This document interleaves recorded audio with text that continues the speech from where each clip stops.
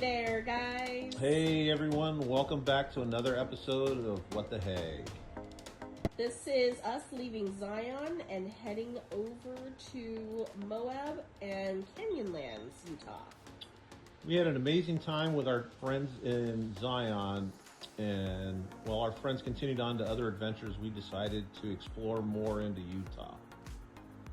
So this particular road that we're on was an incredibly steep road, so I was having some issues with it, so Jaff was driving, but we made it work. Can you believe 80 miles per hour is the speed limit? I can't even go 80.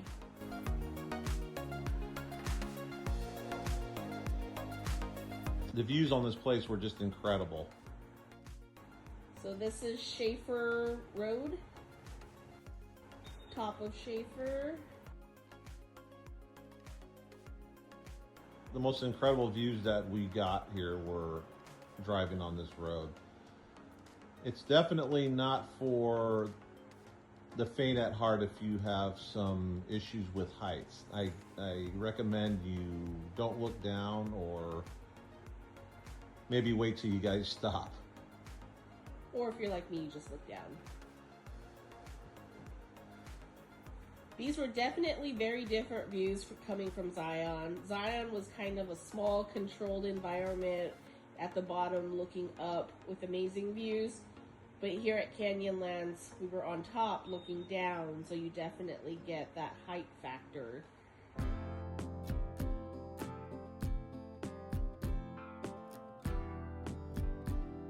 The coloration on the rocks are absolutely gorgeous.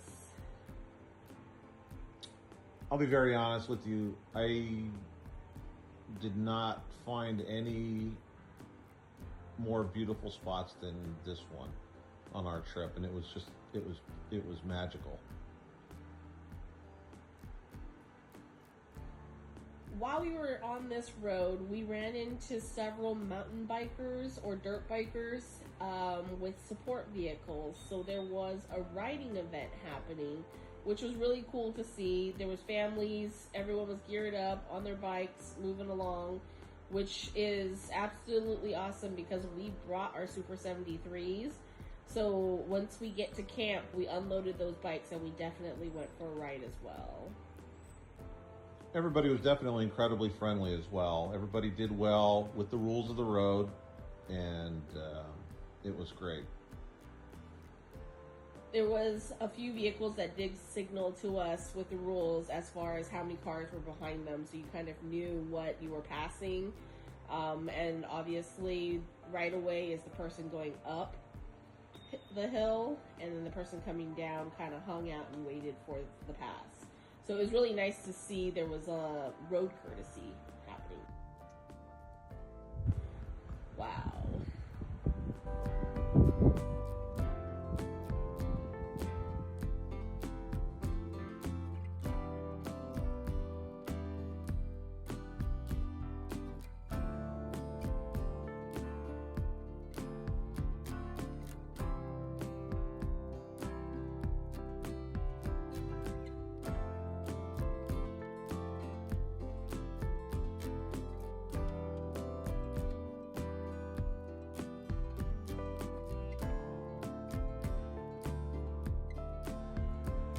This is us on Shafer Road heading back out toward the main entrance as we headed to our campsite. We were able to secure one showing up, so completely stoked that we secured it and we're going to be heading out. I think we pulled over at this point just to have a stopping moment to take in the views. Alright, we're going to head out of here. I think at this point we might have ran into a couple that had a cyber truck and they had pulled over to go take a look. But yes, this area we did see a good amount of charging stations. There's definitely something for everybody out here. Camp right here. So we got out of the park. Now we're on technically public roads, or they actually call them BLM2. but we might have turned one exit too soon. So we did end up potentially on BLM land that the cows were utilizing. So we passed through some cow grazing areas, but we found a little bit of off-roading, small ledges, little rocks, and then trying to avoid some cow pies. So this is the main BLM road that eventually turns into White Rim Trail. As you can see, it's very, very scenic. There's lots of stuff to see on the way down. The road is extremely groomed. You didn't have to worry about much. All right, so what is on top needs to make its way down. So, like Shafer, this was White Rim Trail, and it was a pretty large road with nice turns, sweeping turns, so it wasn't as tight and technical as Shafer. There still wasn't a whole lot of talking though between the two of us. Just a lot of small talk, as you can see, as you know, as we're descending down, and obviously no ledge.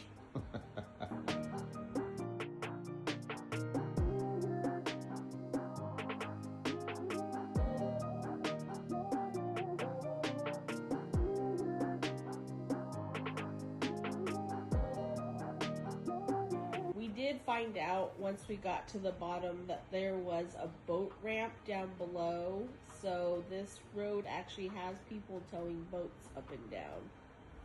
And when we say boats, we mean like inflatables.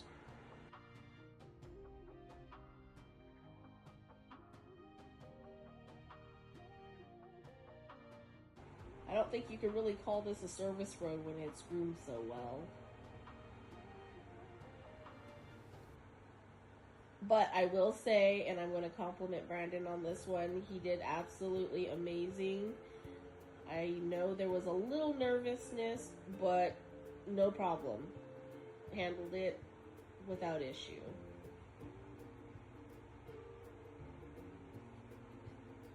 You can see the... As you can see, my white knuckles on the steering wheel grip tightly.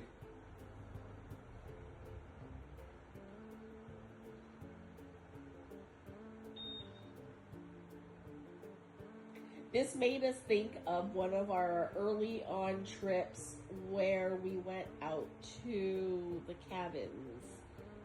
Up to Ballarat. And it was a much tighter road. And the only thing I could tell Brandon was, thank goodness he was driving and not passenger, because I remember him grabbing the oh shit bar and my e-brake at the same time on a turn.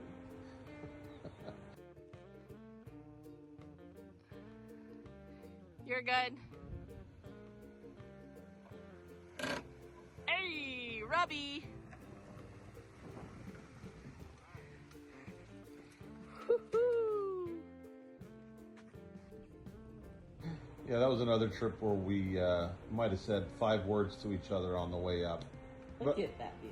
But as Jeff said, the road is plenty wide enough for 2 cars to pass between each other. Good job, baby. Thank you, baby. We're good. See, now that we're closer to the bottom, there was definitely some relief happening.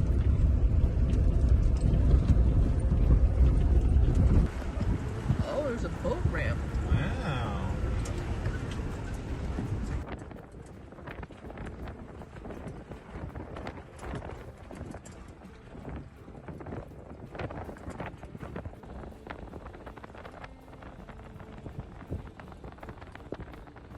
So as noted, this is BLM land, meaning there were a lot of spots that we noticed on our way in that were perfectly campable locations right along the river, and yes, we did not have to pay. So this is open camping area. Basically, first come, first serve.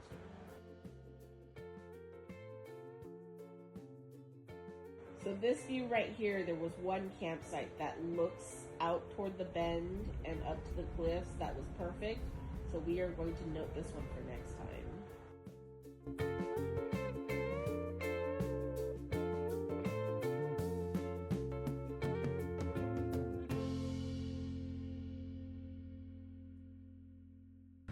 and the wildlife was definitely present. Looks like this was a mountain goat all by itself. Is it a mountain goat or bighorn sheep? I can't tell because this one was definitely an He's animal. gonna go prancing up the mountain. Yeah, he will. Or not. I was trying to call it like a dog likes. I thought he was going to Hi, look at us baby. and come over. No dog treats. It's a baby. Is it? Yeah, he's super young. But all by himself. Don't feed the animals. There's another great view of the Green River.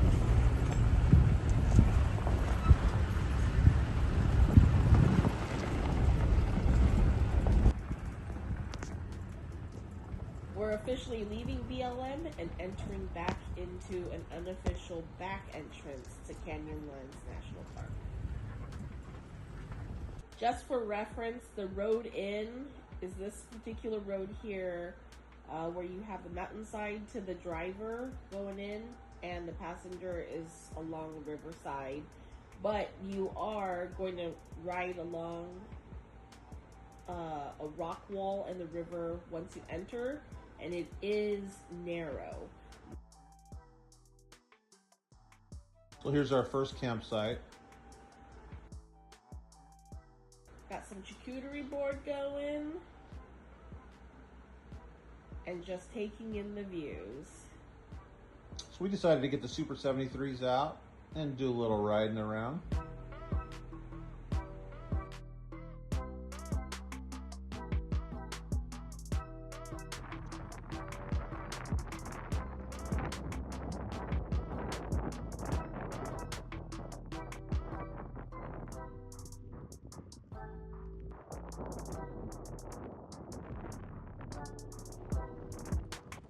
Looking back at camp, our truck was definitely super tiny in this big setting.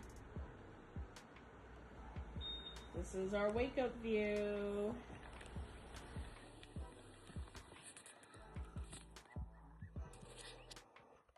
Breakfast.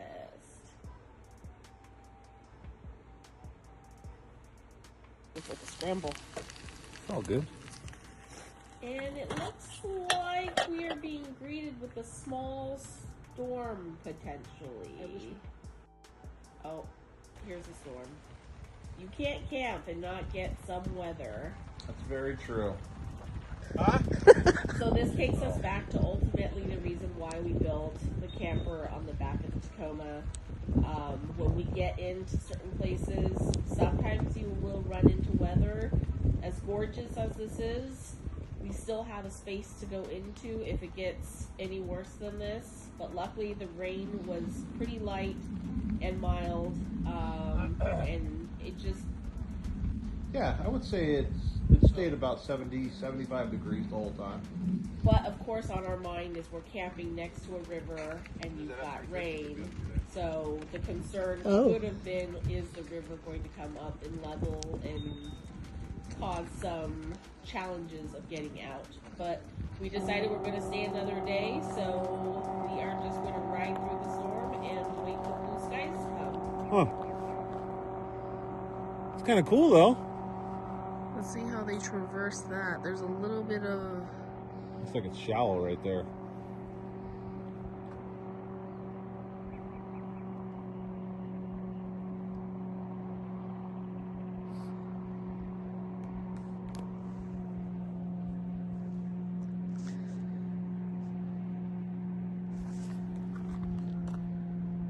So like Jeff was talking about earlier as far as gear goes, so if you go to places like this, you always want to make sure you have the right gear for the area you're going to camp at. And we moved into the campsite down lower to the river, even though it was raining. But the river seemed pretty calm. There was a little bit of a current, but nothing that would make you extremely nervous. So we just utilized the quiet time to ourselves to explore on the bikes and hang out at our campsite. It was incredibly peaceful being out there, just the two of us, taking in nature. After a few days out, we needed to take a shower. Hello? Hey, honey. Hi, honey. What's going on? Yeah, just watching you shower. Yeah? Yeah. I'm taking a shower right now in the middle of heaven. Oh, yeah. Yeah, it's incredible. Look at this view. This cockatoo that we have is incredible. Oh, yeah. Hot water wherever we need it. Oh, yeah. Incredible. Very much blessed. Putting some salt. What are you doing? Knucklehead. Just kidding. Yeah? And with that into the afternoon, we definitely started seeing some blue skies as the clouds, as quick as they came, they went away. That's it. As the day was kind of turning more into the evening time, we decided to get out our HAL R4 and crank it up. It wasn't cold enough to need it, but it definitely gave you a cozy feeling. And that's what we love about the Howl. It gives you the warmth from up front and just kind of warms everything up as you sit there and enjoy the flames. And the one thing about fire is it's so peaceful that you wish you could just touch it, but obviously you can't. The great thing about having a propane fire pit also, especially in national parks that have a fire ban, is you can still use it for warmth because it is a controllable flame you can turn on and off. And with that, we go into the evening. What was interesting was it was probably about 9:30 before the sun set. And with that, Canyonlands is a wrap. So, side note, this is the road in and out to the campsite, where we mentioned you are driving along the river, which is a little drop off to the left, and then a rock wall on the right. So there were some points where we kind of got a little close due to how high we were. The only vehicles we started passing through here were full-size trucks with no campers, and we had a camper, but we did get a little close. So just a note for those of you that have full-size trucks with campers, might want to take some extra precautions if you're going to take this road. Or high clearance vehicles like vans, you might want to think about it a little bit depending on if you're extra tall or not. You can get close to the side got plenty of of space. the drop off, but you're going right in the river. And of course, our quicker bike rack did amazing. We have two Super73 bikes on the back with no problems whatsoever. And that's the drop off to the left there. So you might have another foot or two before you're flipping down. Or you're swimming.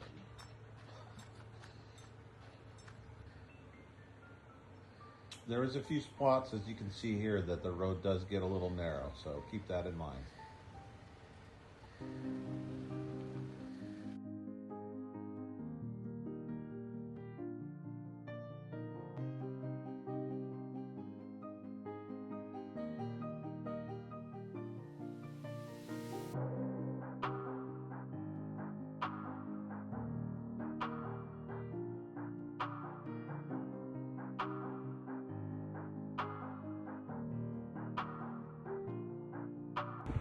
And here we have Mama Cow and Baby Cow. Where's Daddy at? We made our way into Moab, got some breakfast, and started heading home. And as you guys probably recognize this spot, Forrest Gump for the win. The stop we made before we made it home was Flagstaff, Arizona, and some Texas Roadhouse. We camped over by Marshall Lake as a small overnighter, quick one before we head home.